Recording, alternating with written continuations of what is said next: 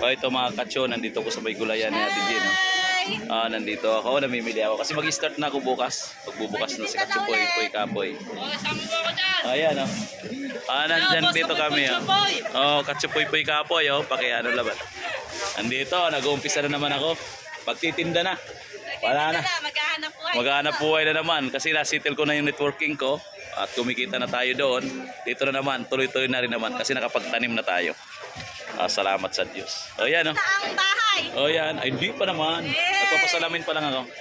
Ayan, Katsupoy Kapoy. Nandito kami sa ano. Napakaganda dito sa tindahan na to kasi dito ako namimili dahil unang-una. Ipapromote mo din namin tindahan. Alam naman, nandito na nga. Ano na nga eh. Yung mga tuyo-tuyo namin. Yung mga tuyo-tuyo nandito. Yan ang mayari niyan. Ito si Ate Tess, oh. Tingnan mo si Ate Tess, puro problema yan. Ayan. Yan, puro problema yan. Ayan, oh. Puro yan pira-pira eh. Ayan, puro pira-pira. Ayan, oh. Nandito kami. Katsupoy Kapoy. Nandito po ka lang. Ayan, ang dami tindahan. Ang tindahan nila kabilaan yan. Ayan. So, ayan. Salamat po. Mamaya,